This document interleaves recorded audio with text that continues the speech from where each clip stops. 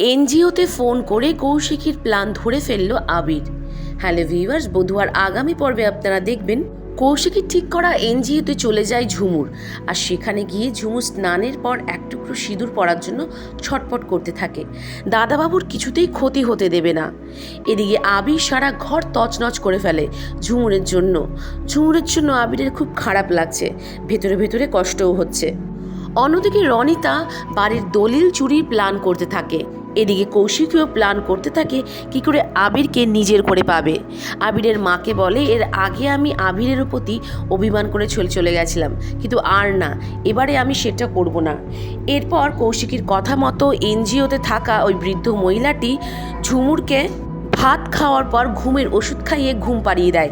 আর তারপরে যখন ওনার সঙ্গে কৌশিকী ফোনে কথা বলে, আবির পেছনে এসে দাঁড়ায়। আবিরের সন্দেহ হলে ফোন চায় আবির কৌশিকীর কাছে, বলে আমি নিজে কথা বলবো। তবে কি এবার আবির সবটা জেনে ফেলবে?